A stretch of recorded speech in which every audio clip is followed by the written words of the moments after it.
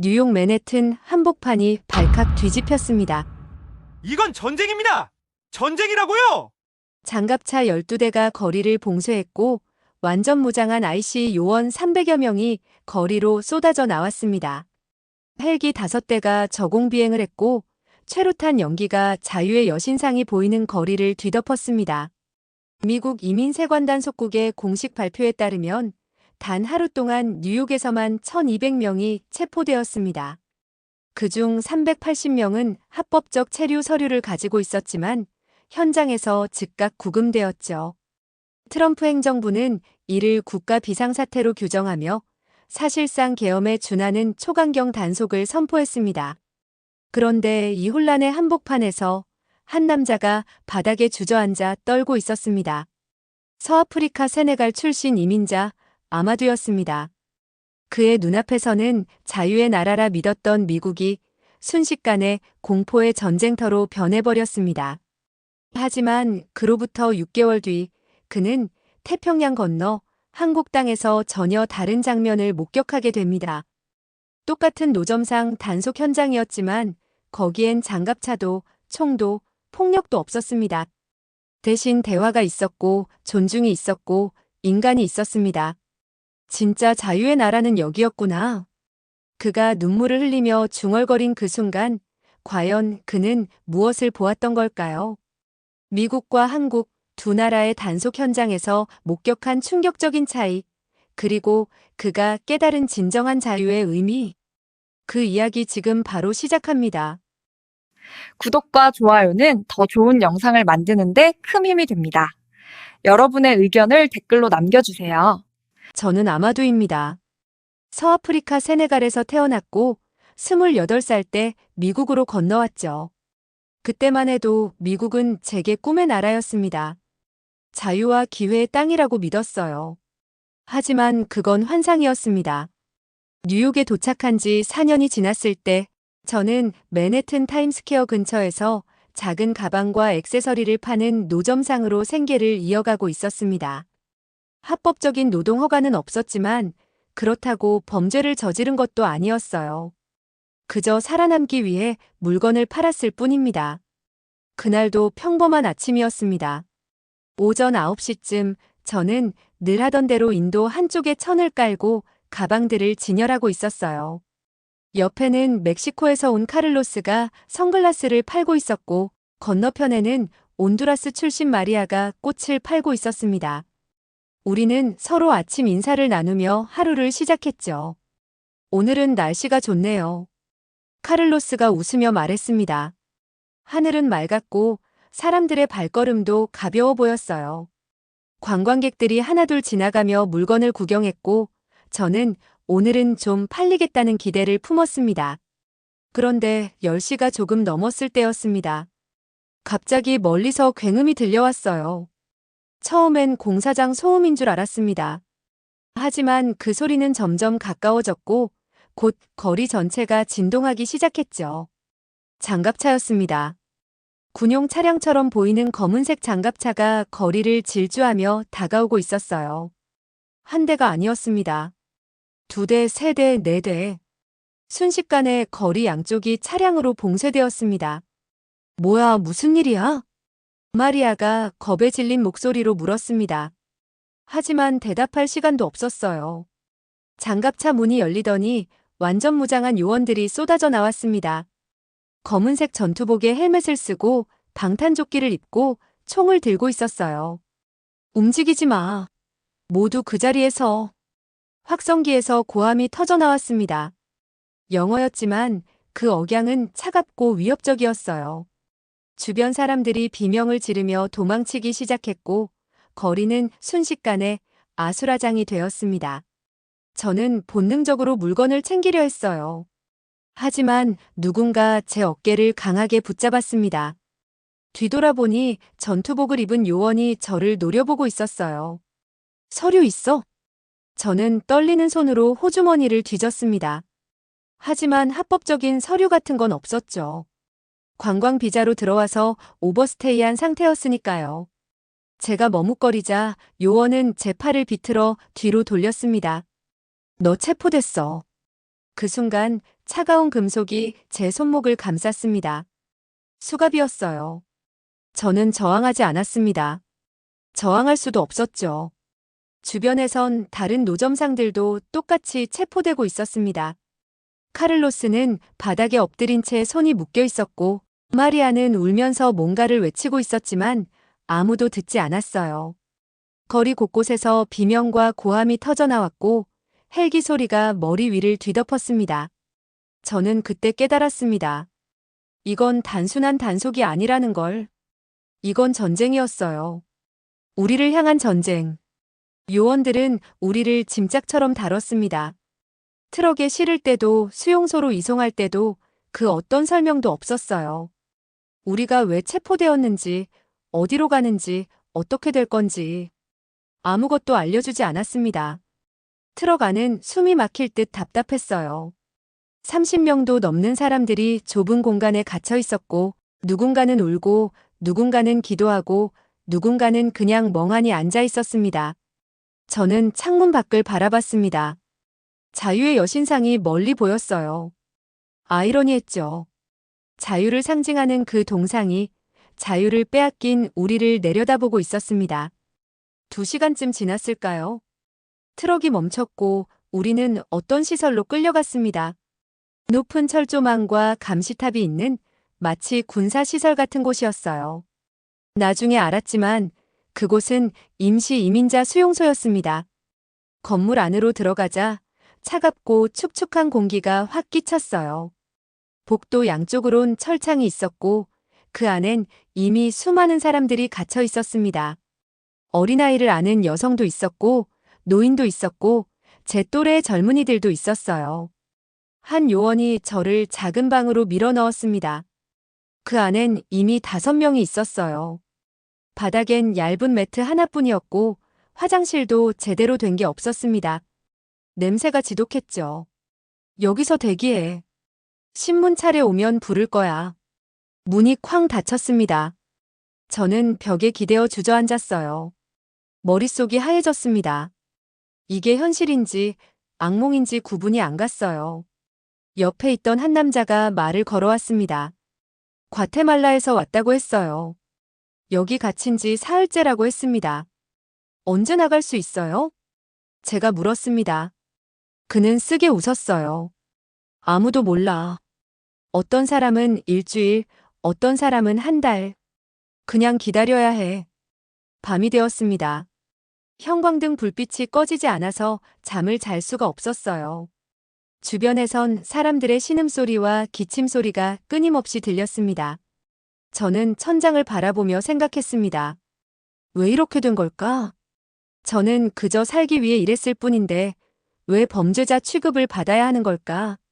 미국은 자유의 나라라고 배웠습니다. 기회의 땅이라고 믿었어요. 하지만 지금 제가 경험하는 건 자유가 아니었습니다. 공포였어요. 절망이었습니다. 그때 옆방에서 누군가 외치는 소리가 들렸습니다. 우린 사람이야. 우릴 이렇게 대할 권리가 없어. 하지만 대답은 없었습니다. 그저 철문 두드리는 소리만 울려 퍼질 뿐이었죠. 저는 그날 밤 처음으로 생각했습니다. 이곳이 정말 자유의 나라일까? 아니면 제가 착각하고 있었던 걸까? 그리고 머릿속에 희미하게 떠오르는 기억이 있었어요. 몇 년 전 한국에서 일했던 동료가 했던 말. 한국은 달라. 거긴 사람을 사람으로 대해줘. 그땐 무슨 말인지 몰랐습니다. 하지만 지금 이 차가운 철창 안에서 그 말의 의미를 조금씩 이해하기 시작했어요. 수용소에서의 시간은 끝없이 느리게 흘러갔습니다. 시계도 없고 창문도 제대로 없어서 밤인지 낮인지 구분하기 어려웠어요. 그저 형광등 불빛 아래서 철창 너머로 들려오는 소리만이 시간의 흐름을 알려줄 뿐이었습니다. 사흘째 되던 날 저는 신문실로 호출되었어요.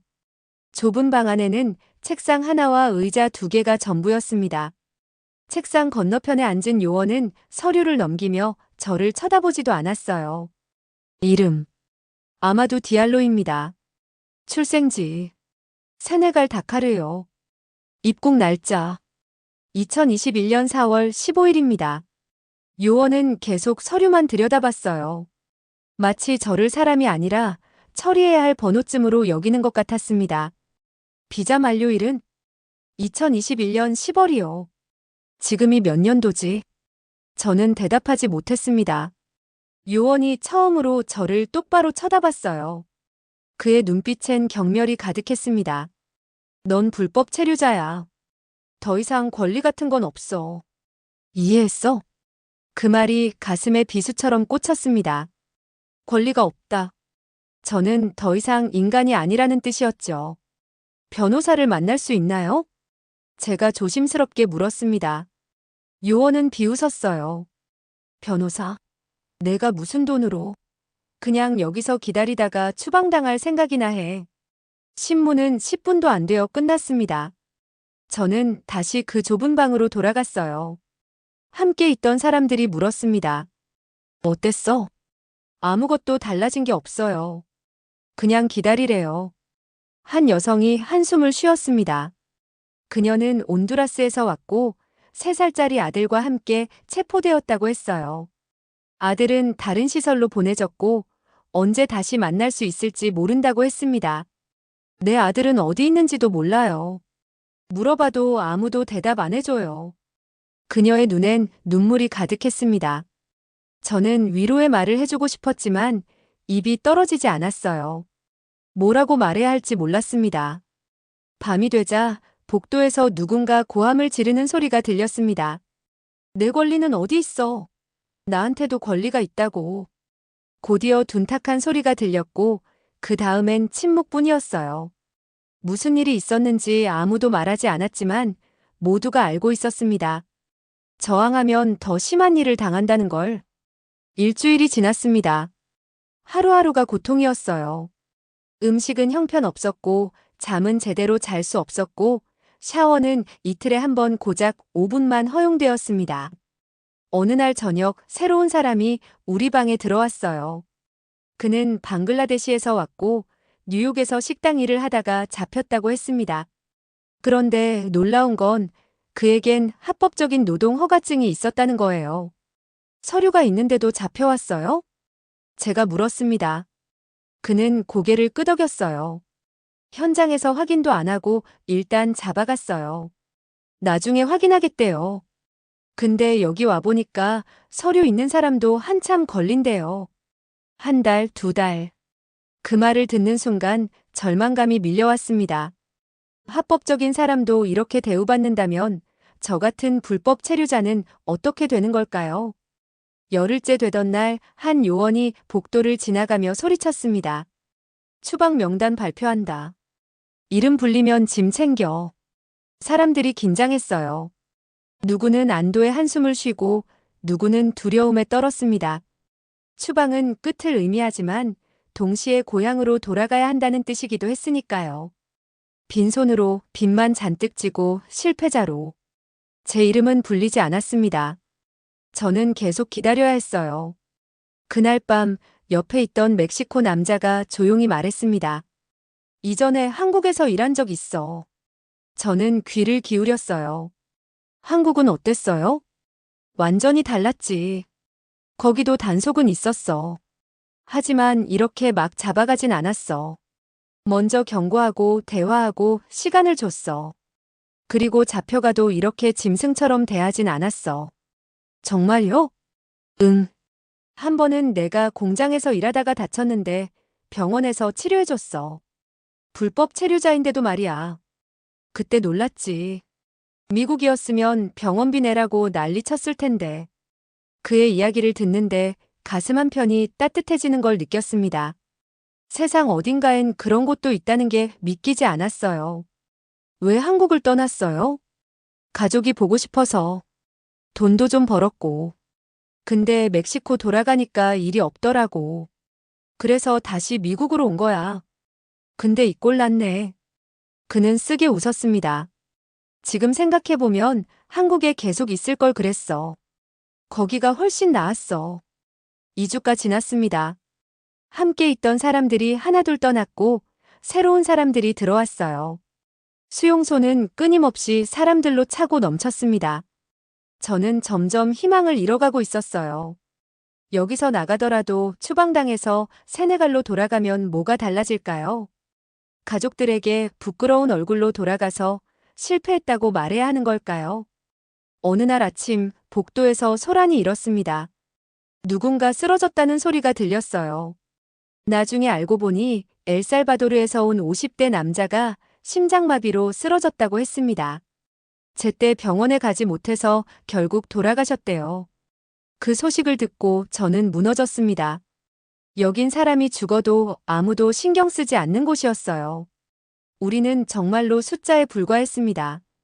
그날 밤 저는 처음으로 기도했습니다. 무슬림이라 하루에 5번 기도해야 하지만 수용소에 온 뒤론 한 번도 제대로 기도하지 못했어요. 그런데 그날은 간절했습니다. 알라시여, 제게 길을 보여주소서. 이곳에서 벗어날 수 있게 해주소서. 4주째 되던 날 기적 같은 일이 일어났습니다. 한 변호사가 수용소에 왔어요. 인권단체에서 파견된 자원봉사 변호사였습니다. 그녀는 우리 방에 있던 몇 명을 면담했고 저도 그중 한 명이었어요. 지금 트럼프 행정부의 강경책에 많은 문제가 있어요. 우리는 이걸 법적으로 다투고 있어요. 그녀의 말에 희망이 보였습니다. 전 어떻게 되는 건가요? 당신의 경우 강제 추방 대상이에요. 하지만 인도적 체류를 신청할 수 있어요. 제3국 프로그램이 있거든요. 제3국이요? 네. 한국, 캐나다, 호주 같은 나라들이 난민과 이민자를 받아들이는 프로그램이 있어요. 특히 한국이 최근에 인도적 비자를 많이 발급하고 있어요. 한국. 다시 그 이름이 들렸습니다. 한국이요? 네. 지금 미국 정책에 반대해서 인도적 차원에서 받아주고 있어요. 신청해 볼래요? 저는 망설이지 않았습니다. 네, 하고 싶어요. 좋아요. 서류 준비해 드릴게요. 운이 좋으면 한 달 안에 결과가 나올 거예요. 그날 이후 저는 매일 기도했습니다. 한국으로 갈 수 있게 해달라고. 그곳이 정말 다른 곳이길 바란다고. 한 달 하고도 사흘이 지났을 때 제 이름이 불렸습니다. 아마두 디알로 석방이다. 한국 인도적 비자 승인됐어. 그 순간 눈물이 쏟아졌습니다. 함께 있던 사람들이 축하해줬어요. 저는 그들과 포옹하며 작별 인사를 나눴습니다. 수용소 문을 나서는 순간 햇빛이 눈부셨어요.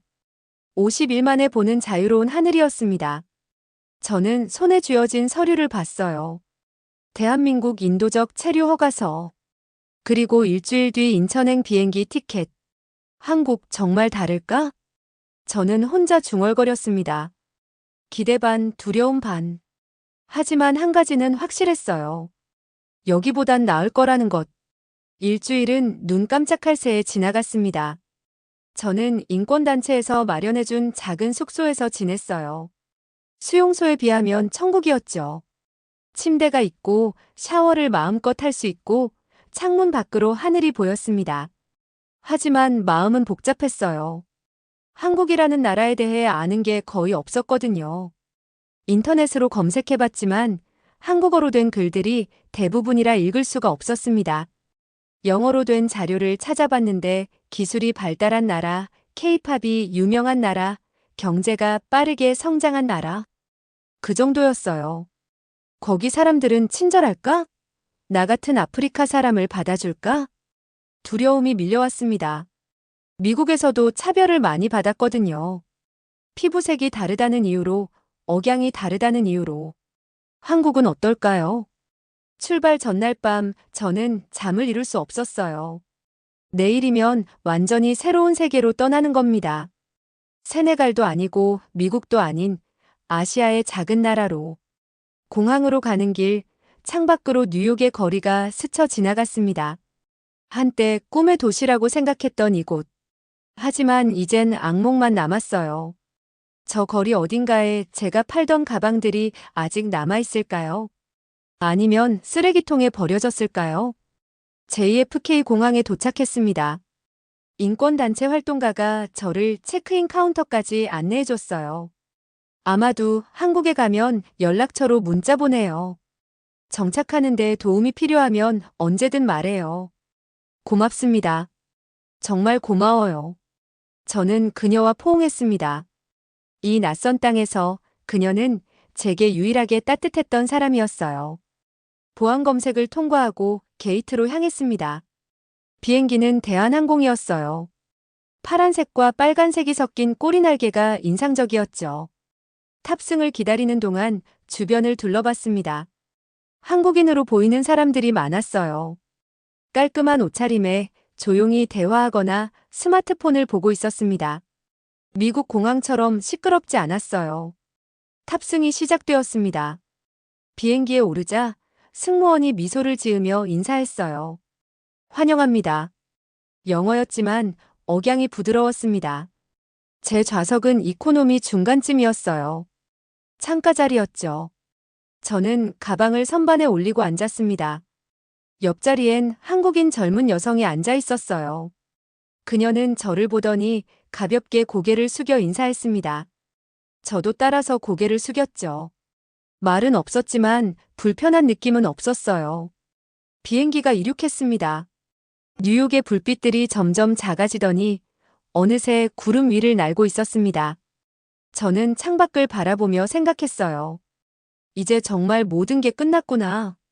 미국에서의 삶은. 기내식이 나왔습니다. 비빔밥이라는 한국 음식이었어요. 야채와 밥, 그리고 빨간 소스가 함께 나왔죠. 처음 먹어보는 맛이었지만 생각보다 괜찮았습니다. 매콤하면서도 고소했어요. 식사를 마치고 저는 기내 엔터테인먼트 시스템을 살펴봤습니다. 한국 영화와 드라마가 많이 있었어요. 영어 자막이 있는 영화 하나를 선택해서 봤습니다. 내용은 잘 기억나지 않지만 화면 속 한국의 거리가 깨끗하고 현대적이라는 건 느낄 수 있었어요. 몇 시간이 지났을까요? 잠을 청하려고 했지만 쉽지 않았습니다. 머릿속이 복잡했어요. 한국에 도착하면 뭘 해야 할까? 어디서 살아야 할까? 일은 찾을 수 있을까? 그때 옆자리 여성이 조심스럽게 말을 걸어왔습니다. 처음 한국 가세요? 영어였습니다.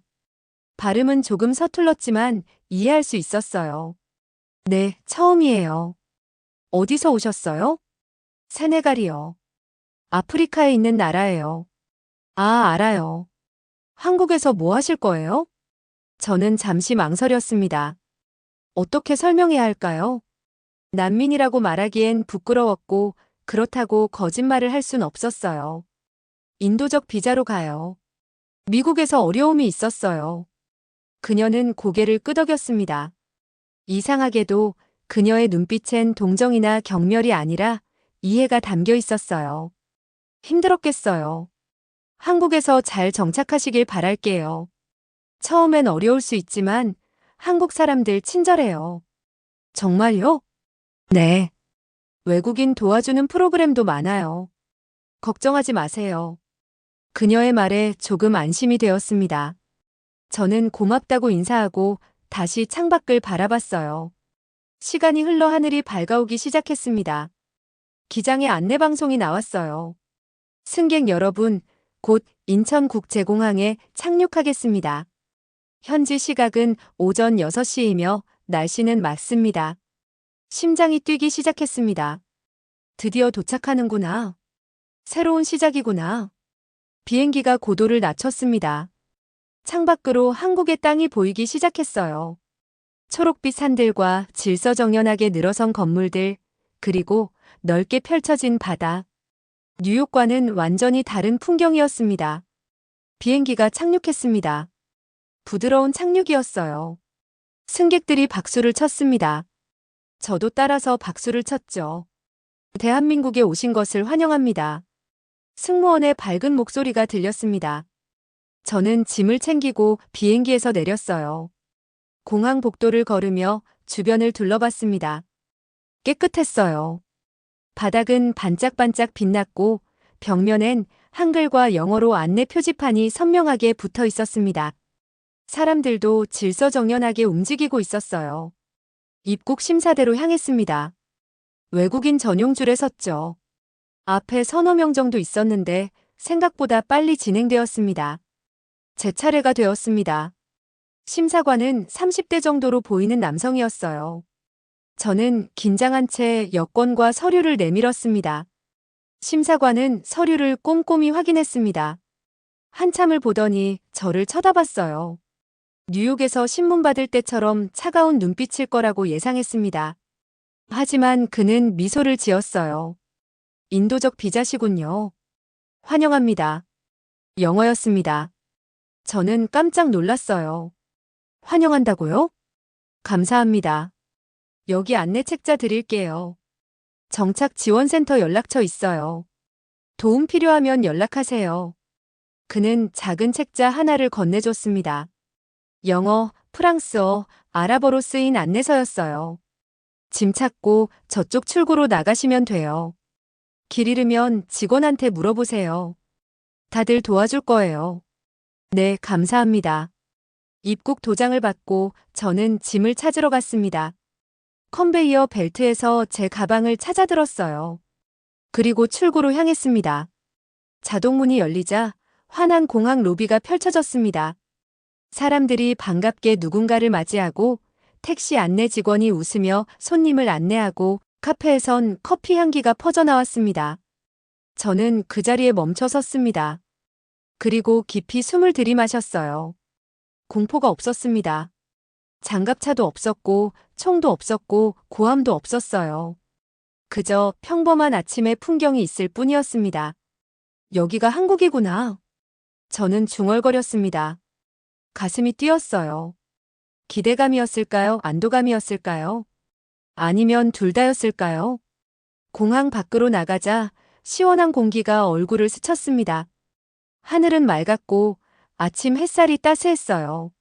안내 책자에 적힌 대로 저는 공항버스를 타고 서울로 향했습니다. 버스 안에서 창밖을 바라봤어요.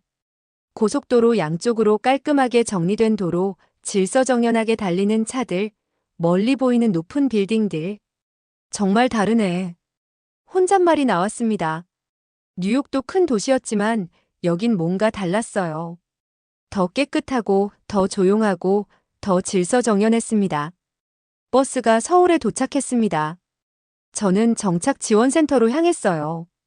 지하철을 타야 했는데 표지판에 영어가 함께 적혀 있어서 길을 찾는 게 어렵지 않았습니다. 지하철에 올랐습니다. 깨끗하고 조용했어요. 사람들은 각자 스마트폰을 보거나 조용히 앉아 있었죠. 누구도 큰 소리로 떠들지 않았습니다. 한 정거장, 두 정거장. 창밖으로 서울의 풍경이 스쳐 지나갔습니다. 현대적인 빌딩들과 전통적인 건물들이 조화를 이루고 있었어요. 다음 역은 시청역입니다. 안내방송이 한국어로 그 다음 영어로 나왔습니다. 저는 내렸어요. 지상으로 올라오자 넓은 광장이 펼쳐졌습니다.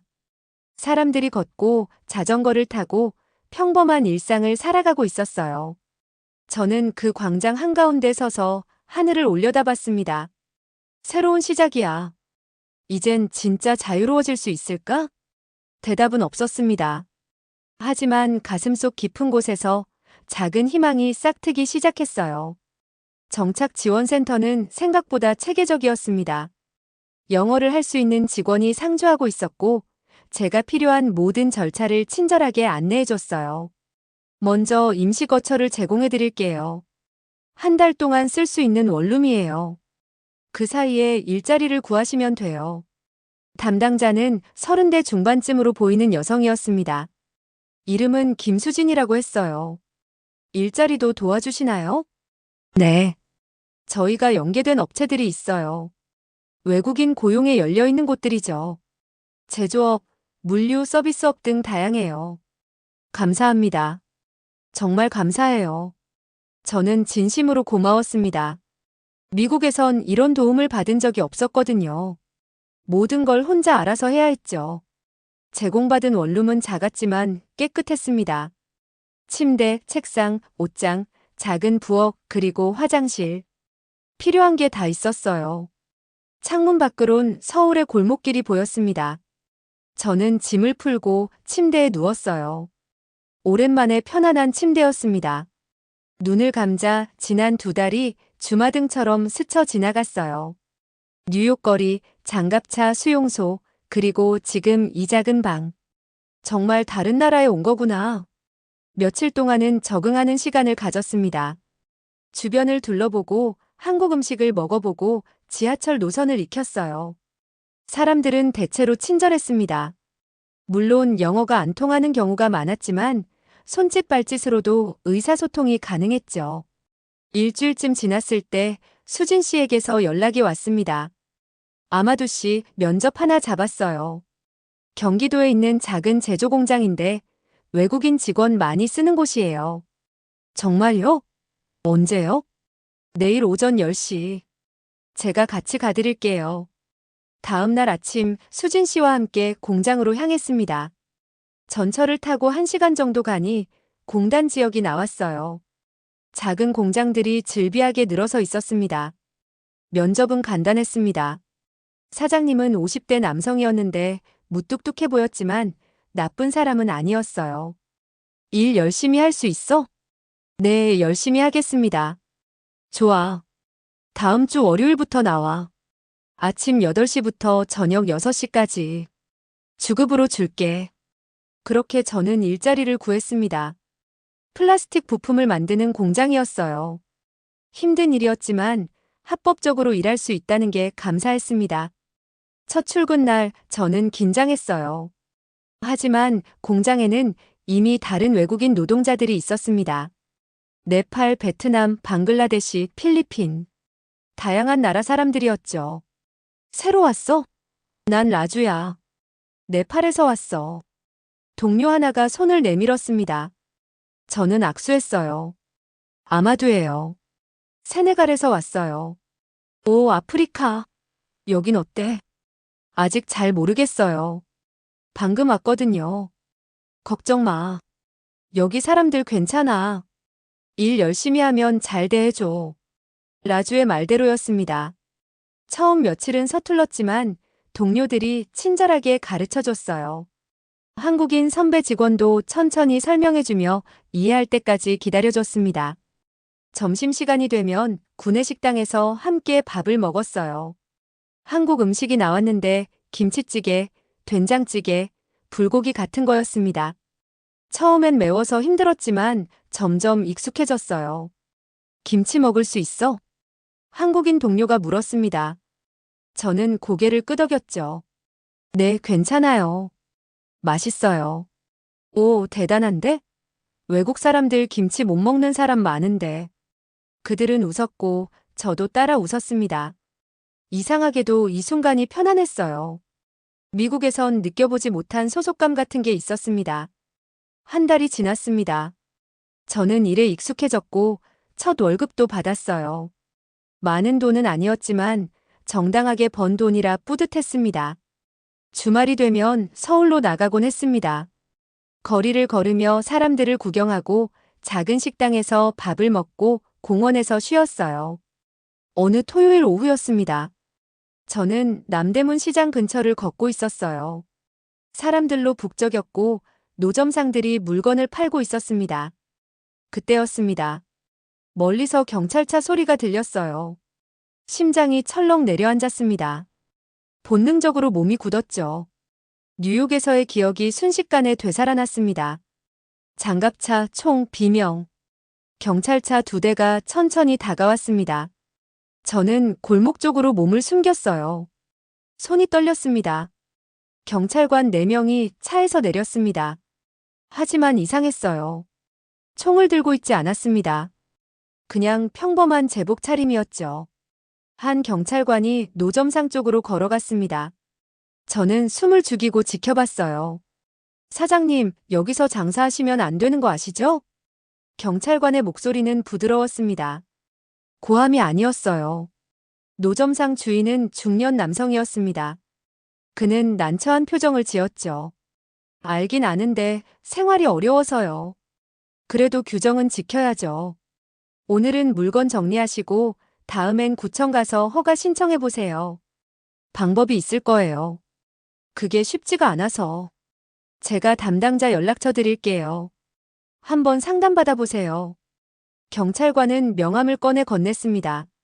노점상 주인은 명함을 받았어요. 오늘은 정리하실 거죠? 네, 알겠습니다. 감사합니다. 그게 끝이었습니다. 폭력도 수갑도 체포도 없었어요. 그냥 대화였습니다. 저는 그 자리에 얼어붙어 서 있었습니다. 믿을 수가 없었어요. 경찰관들은 다른 노점상들에게도 같은 방식으로 접근했습니다. 부드럽게 말하고 시간을 주고 대안을 제시했어요. 누구도 강제로 끌려가지 않았습니다. 10분쯤 지나자 노점상들이 하나둘 물건을 정리하기 시작했습니다. 경찰관들은 옆에서 지켜보다가 다 정리되면 고개 숙여 인사하고 떠났어요. 저는 다리에 힘이 풀려 근처 벤치에 주저앉았습니다. 손은 여전히 떨리고 있었어요. 이게 단속이야? 혼잣말이 나왔습니다. 뉴욕에서 본 그 광경과는 너무 달랐어요. 거기선 장갑차가 오고 총이 나오고 사람들이 바닥에 눕혀지고 수갑이 채워졌습니다. 하지만 여긴 달랐어요. 대화가 있었고 존중이 있었고 시간이 있었습니다. 저는 눈물이 나는 걸 느꼈습니다. 참으려 했지만 멈출 수가 없었어요. 2달 동안 꾹꾹 눌러왔던 감정들이 터져 나왔습니다. 옆에 지나가던 할머니 하나가 걱정스럽게 물었습니다. 아이고, 괜찮아요? 저는 고개를 끄덕였습니다. 한국말을 몰랐지만 걱정하는 표정은 이해할 수 있었어요. 괜찮아요. 고맙습니다. 할머니는 가방에서 티슈를 꺼내 건네줬습니다. 저는 받아서 눈물을 닦았어요. 감사합니다. 할머니는 제 어깨를 토닥이더니 천천히 걸어갔습니다. 낯선 외국인이 우는 걸 보고도 그녀는 따뜻했어요. 저는 한참을 그 자리에 앉아 있었습니다. 주변을 둘러봤어요. 사람들은 평범하게 걷고 웃고 이야기하고 있었습니다. 공포가 없었어요. 긴장이 없었어요. 이게 진짜 자유구나. 문득 깨달았습니다. 자유는 총이 없는 게 아니에요. 자유는 두려움이 없는 겁니다. 거리를 걸을 때 뒤를 돌아보지 않아도 되는 것. 경찰을 봐도 심장이 쿵쾅거리지 않는 것. 그게 진짜 자유였어요. 미국은 자유의 나라라고 스스로 말합니다. 하지만 저는 거기서 자유를 느껴본 적이 없어요. 항상 두려웠고, 항상 숨어야 했고, 항상 조심해야 했습니다. 그런데 여기 한국에선 달랐어요. 아직 한국어도 서툴고, 문화도 낯설고, 친구도 많지 않지만, 적어도 두렵지 않았습니다. 저녁 무렵 저는 숙소로 돌아왔습니다. 작은 책상에 앉아 노트를 꺼냈어요. 그리고 오늘 본 것을 적기 시작했습니다. 오늘 나는 단속 현장을 봤다. 하지만 뉴욕에서 본 것과는 완전히 달랐다. 여기선 사람을 사람으로 대했다. 대화했고 시간을 줬고 해결책을 찾으려 했다. 미국은 우리를 범죄자로 봤다. 하지만 한국은 우리를 사람으로 본다. 이게 차이다. 펜을 놓고 창밖을 바라봤습니다. 서울의 밤 풍경이 평화로웠어요. 불빛들이 반짝이고 사람들이 집으로 돌아가고 세상은 조용히 잠들 준비를 하고 있었습니다. 저는 처음으로 생각했습니다. 여기서 정말 새로운 삶을 시작할 수 있을지도 모른다고. 뉴욕에서 꿈꿨던 그 삶을 한국에서 이룰 수 있을지도 모른다고. 고마워요, 한국. 작은 목소리로 중얼거렸습니다. 아무도 듣지 못했겠지만 제 마음속엔 진심이 가득했어요.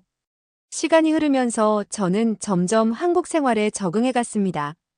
일도 익숙해졌고 간단한 한국어 인사도 할 수 있게 되었어요. 안녕하세요, 감사합니다, 죄송합니다. 이 세 마디면 일상생활에서 큰 불편함이 없었습니다. 공장 동료들과도 가까워졌어요. 점심시간이면 함께 둘러앉아 밥을 먹으며 이런저런 이야기를 나눴습니다. 각자의 나라 이야기, 가족 이야기, 꿈 이야기. 너희 나라 음식은 어때? 한국인 동료 정민 씨가 물었습니다. 30 초반의 성실한 사람이었어요. 세네갈은 쌀 요리가 많아요. 치킨 얹은 밥, 생선 얹은 밥. 한국이랑 비슷하죠. 오, 그럼 한국 음식 적응하기 쉽겠네. 네, 다행이에요. 김치만 빼면요. 모두가 웃었습니다. 저도 웃었어요. 사실 이젠 김치도 괜찮았지만 농담처럼 말하니 분위기가 좋았습니다. 아마두 씨, 한국어 배우고 싶으면 야간 학교 있어요. 무료로 가르쳐줘요. 정민 씨가 알려줬습니다. 정말요? 응.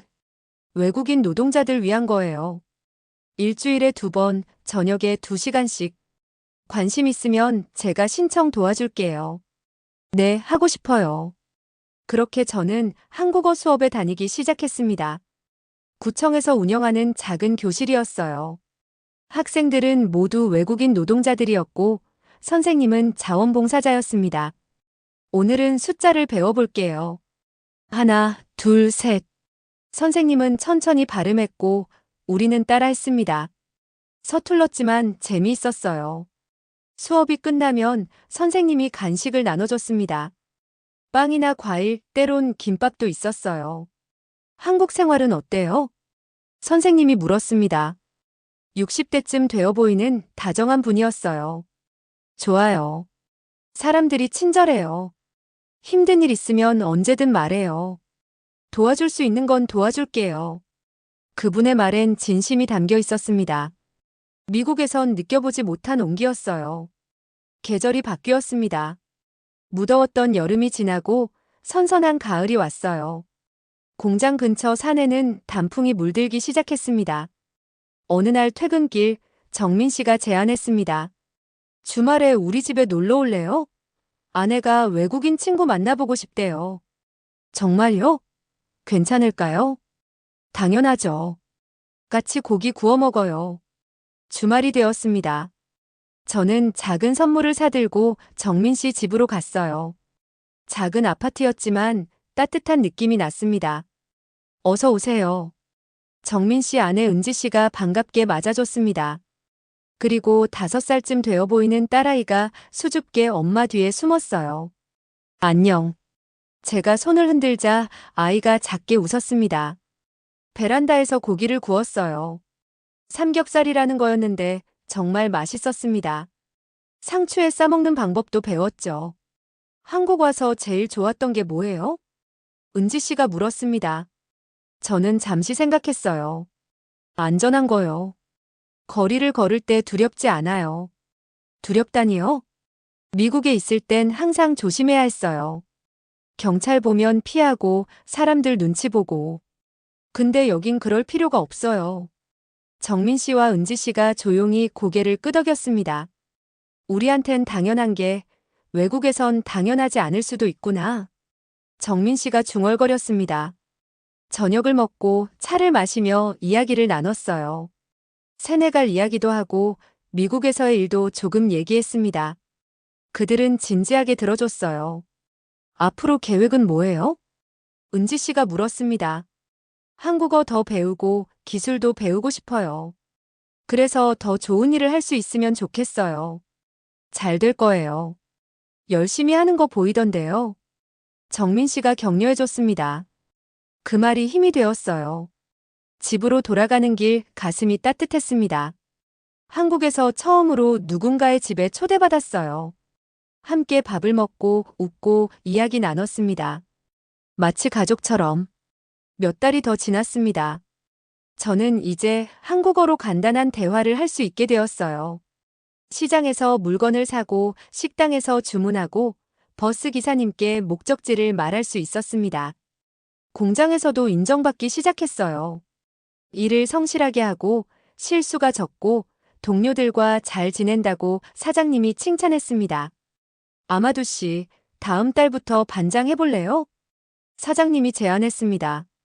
저요? 외국인인데요? 상관없어요. 일 잘하면 되는 거지. 반장이 되었습니다. 월급도 조금 올랐어요. 책임감도 생겼습니다. 신입 직원들을 가르치고 작업을 관리하고 문제가 생기면 해결했습니다. 어느 날 방글라데시에서 온 신입 직원이 실수로 기계를 잘못 작동시켰어요. 부품 몇 개가 불량품이 되었습니다. 그는 겁에 질린 얼굴로 서 있었어요. 미안해요. 정말 미안해요. 제발 해고하지 말아주세요. 저는 그의 어깨에 손을 얹었습니다. 괜찮아요. 실수는 누구나 해요. 다음엔 조심하면 돼요. 정말요? 네. 저도 처음엔 실수 많이 했어요. 사장님도 크게 문제 삼지 않았습니다. 야단치는 대신 어떻게 하면 실수를 방지할 수 있는지 함께 생각했어요. 다음부턴 이렇게 하면 될 것 같은데요? 제가 제안했습니다. 좋아요. 그렇게 해봐요. 미국이었다면 어땠을까요? 아마 바로 해고됐을 거예요. 아니면 월급에서 손해액을 뗐거나. 하지만 여긴 달랐습니다. 실수를 배움의 기회로 만들었어요. 겨울이 왔습니다. 눈이 내렸어요. 세네갈에선 눈을 본 적이 없었습니다. 처음 보는 하얀 세상에 신기했죠. 눈 처음 봐요? 정민 씨가 웃으며 물었습니다. 네. 신기해요. 눈사람 만들어 볼래요? 점심시간에 동료들과 함께 눈사람을 만들었습니다. 어른들이 모여서 눈사람을 만드는 모습이 우스웠지만 즐거웠어요. 크리스마스가 다가왔습니다. 공장에서 작은 파티를 열었어요. 사장님이 치킨과 피자를 사왔고 케이크도 있었습니다. 올 한 해 모두 수고 많았어요. 특히 외국에서 와서 고생하는 친구들 정말 고마워요. 사장님의 말에 박수가 터져 나왔습니다. 저도 박수를 쳤어요. 가슴이 벅찼습니다. 파티가 끝나고 사장님이 저를 불렀습니다. 아마도 씨, 내년에도 계속 일할 거죠? 네, 물론이죠. 다행이네요. 아마도 씨 같은 직원이 더 많았으면 좋겠어요. 그 말이 얼마나 뿌듯했는지 모릅니다. 인정받는다는 느낌. 필요한 사람이라는 느낌. 집으로 돌아가는 길, 눈이 소복이 쌓인 거리를 걸었어요. 가로등 불빛 아래 눈송이들이 반짝였습니다. 저는 문득 생각했습니다. 미국에서 단속당했던 그날을. 장갑차가 오고 총이 나오고 수갑이 채워졌던 그날을. 그리고 한국에서 본 단속 현장을. 대화하고 시간을 주고 해결책을 찾던 그 모습을. 차이가 뭘까? 혼잣말이 나왔습니다. 그리고 곧 답이 떠올랐어요. 미국은 우리를 문제로 봤습니다.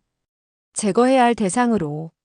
하지만 한국은 우리를 사람으로 봤어요. 도와줘야 할 이웃으로.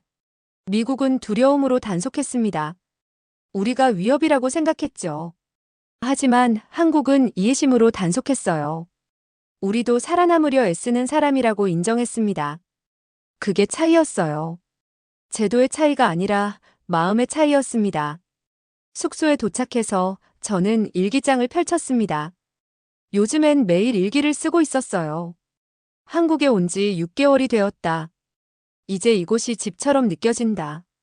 물론 가끔 세네갈 가족들이 보고 싶고 고향 음식이 그립기도 하다.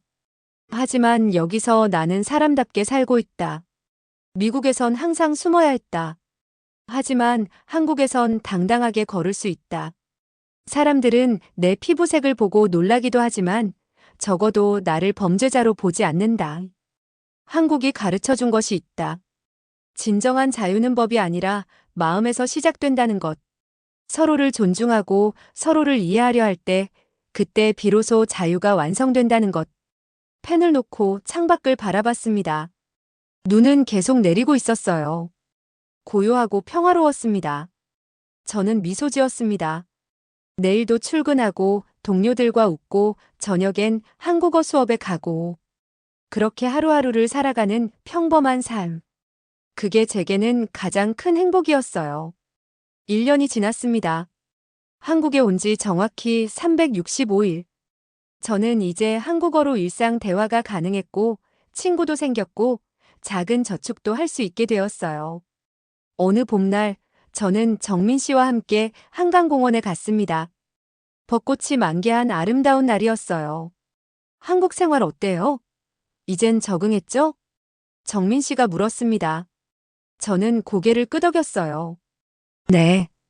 이젠 정말 집 같아요. 다행이네요. 처음엔 많이 힘들었을 텐데. 힘들었죠. 근데 여기 사람들이 도와줘서 버틸 수 있었어요. 우리는 벤치에 앉아 한강을 바라봤습니다. 사람들이 자전거를 타고 산책하고 돗자리를 펴고 앉아 있었어요. 평화로운 풍경이었습니다. 아마도 씨, 요즘 뉴스 봤어요? 미국에서 또 대규모 단속 있었대요. 정민 씨의 말에 가슴이 철렁했습니다. 또요? 네. 뉴욕이랑 로스앤젤레스에서 수천 명 잡혀갔대요. 저는 한숨을 쉬었어요. 그곳엔 아직도 제가 알던 사람들이 있을 겁니다. 카를로스, 마리아, 그리고 수용소에서 만났던 사람들. 그 사람들은 어떻게 될까요? 모르겠어요. 뉴스 보니까 상황이 점점 안 좋아지는 것 같던데.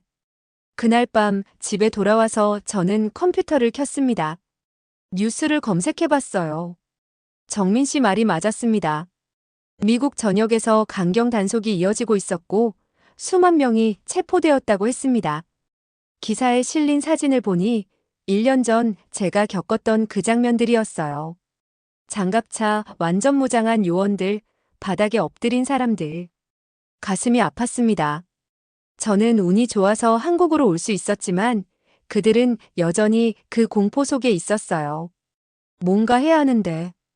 혼잣말이 나왔습니다. 하지만 뭘 할 수 있을까요? 저는 그저 작은 공장에서 일하는 평범한 외국인 노동자일 뿐이었어요. 며칠 동안 그 생각이 머릿속을 떠나지 않았습니다. 일하면서도 밥 먹으면서도 계속 생각했어요. 그러다 문득 떠올랐습니다. 제 이야기를 쓰는 거예요. 제가 미국에서 겪은 일, 그리고 한국에서 경험한 일을. 두 나라의 차이를. 그날부터 저는 매일 밤 글을 쓰기 시작했습니다. 처음엔 영어로 썼어요. 서툰 문장이었지만 진심을 담았습니다. 제 이름은 아마두 디알로입니다. 저는 서아프리카 세네갈에서 왔습니다. 2021년 저는 미국으로 갔습니다.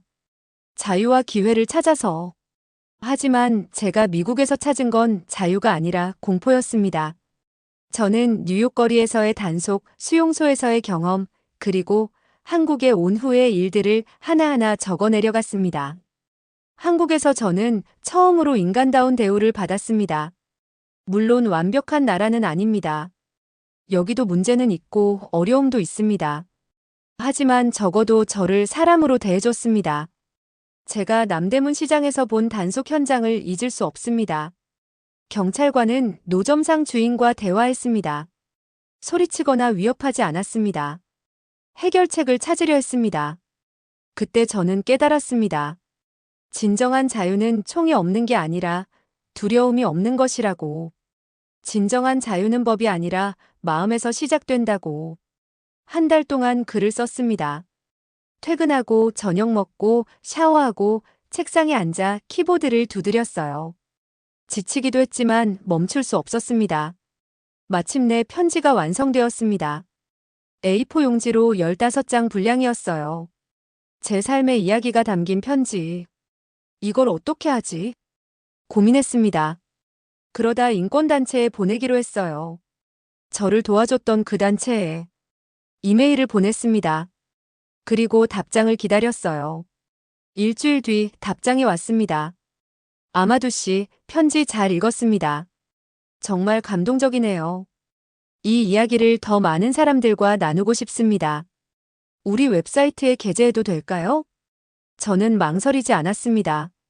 네, 좋습니다. 많은 사람들이 읽었으면 좋겠어요. 며칠 뒤 제 편지가 인권단체 웹사이트에 올라갔습니다. 처음엔 조회수가 적었어요. 100명, 200명. 그런데 일주일쯤 지나자 급격히 늘어나기 시작했습니다. 1000명, 5000명, 10,000명. 누군가 SNS에 공유했고 그게 퍼져나간 거예요. 댓글들이 달렸습니다. 이 이야기를 읽고 눈물이 났습니다. 우리가 당연하게 여기는 것들이 얼마나 소중한지 깨달았어요. 한국 사람으로서 부끄러우면서도 자랑스럽네요. 우리가 더 잘할 수 있을 거예요. 미국인입니다. 우리나라가 이렇게 변했다니 충격이에요. 변해야 합니다. 전 세계에서 반응이 왔습니다. 미국, 유럽, 아프리카, 아시아. 사람들이 제 이야기를 읽고 공유하고 토론했어요. 한 달 뒤 영국의 한 신문사에서 연락이 왔습니다. 인터뷰를 하고 싶다고 했어요. 저는 전화 인터뷰에 응했습니다. 아마두 씨, 한국과 미국의 가장 큰 차이는 뭐라고 생각하세요? 기자가 물었습니다. 저는 잠시 생각했어요. 제도가 아니라 마음입니다. 미국은 이민자를 위협으로 봤지만 한국은 사람으로 봤어요. 그게 모든 차이를 만들었습니다. 한국이 완벽한 나라라고 생각하세요? 아니요. 완벽한 나라는 없어요. 하지만 적어도 노력하고 있어요. 약자를 보호하려 하고 대화로 해결하려 하고 사람을 사람으로 대하려 해요. 그게 중요한 거 아닐까요? 기사가 나간 뒤 제 이야기는 더 많이 퍼졌습니다. 프랑스, 독일, 캐나다 언론에서도 다뤘어요. 저는 갑자기 유명해졌습니다. 공장 동료들도 알게 되었어요. 야, 아마두 씨 인터넷에 나왔더라. 진짜요? 응. 대단한데? 저는 쑥스러웠습니다. 그저 제 경험을 나눈 것뿐인데 이렇게 큰 반응이 올 줄 몰랐어요. 어느 날 구청에서 연락이 왔습니다. 외국인 정책 간담회에 참석해달라고 했어요. 저는 긴장하며 구청에 갔습니다. 회의실엔 공무원들과 다른 외국인 대표들이 있었어요. 아마두 씨, 한국 생활에서 개선되었으면 하는 게 있나요? 담당자가 물었습니다. 저는 조심스럽게 말했어요. 저는 이미 많은 도움을 받았어요. 다만 한국어 교육이 더 많아졌으면 좋겠어요. 그리고 외국인들도 기술을 배울 수 있는 기회가 더 있으면 좋겠고요. 좋은 의견이네요. 검토해 보겠습니다. 그들은 진지하게 메모했습니다. 제 목소리가 들린다는 게 신기했어요. 봄이 지나고 여름이 왔습니다. 제 편지는 여전히 인터넷에서 회자되고 있었어요. 어느 날 한국 방송국에서 연락이 왔습니다. 다큐멘터리를 만들고 싶다고 했어요. 저는 카메라 앞에 섰습니다. 처음엔 떨렸지만 곧 편안해졌어요. 한국에 오기 전과 후 뭐가 가장 달라졌나요? PD님이 물었습니다. 두려움이 사라졌어요. 이제 저는 당당하게 걸을 수 있어요. 경찰을 봐도 숨지 않아도 되고 사람들을 만나도 움츠러들지 않아도 돼요. 이게 진짜 자유예요. 방송이 나간 뒤 더 많은 사람들이 저를 알아봤습니다. 길에서 사람들이 손을 흔들고 응원의 말을 건넸어요. 화이팅! 고생 많으셨어요. 한국에 와줘서 고마워요. 그 말들이 얼마나 따뜻했는지 모릅니다. 지금 저는 한국에서 2년째 살고 있습니다. 공장에서 여전히 일하고 한국어를 배우고 친구들과 시간을 보내요. 평범한 일상이지만 이게 제겐 꿈 같은 삶입니다. 가끔 뉴욕을 떠올립니다. 그 거리에서 가방을 팔던 날들을, 장갑차가 나타났던 그 순간을. 하지만 이젠 두렵지 않아요. 그건 과거니까요. 제 미래는 여기 한국에 있습니다. 진정한 자유가 있는 이곳에. 세상 모든 사람들이 알았으면 좋겠어요. 진정한 자유의 나라는 총과 장갑차가 없는 나라가 아니라 서로를 존중하는 나라라는 걸, 약자를 보호하는 나라라는 걸, 대화로 해결하는 나라라는 걸. 저는 그 나라를 찾았습니다. 대한민국에서. 여러분, 이 이야기가 도움이 되셨나요? 세상 어딘가에서 두려움 속에 살아가는 사람들에게 희망이 되었으면 좋겠습니다. 그리고 우리가 당연하게 여기는 것들이 얼마나 소중한지 다시 한번 생각해보는 계기가 되었으면 합니다. 구독과 좋아요는 이런 이야기를 더 많은 사람들에게 전하는데 큰 힘이 됩니다.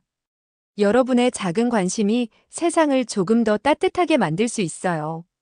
알람 설정까지 해주신다면 앞으로도 의미 있는 이야기들을 계속 전해드리겠습니다. 댓글로 여러분의 생각을 나눠주세요. 자유란 무엇일까요? 진정으로 사람을 존중한다는 건 무엇일까요? 함께 이야기 나누고 싶습니다. 다음에도 더 좋은 이야기로 찾아뵙겠습니다. 시청해주셔서 감사합니다.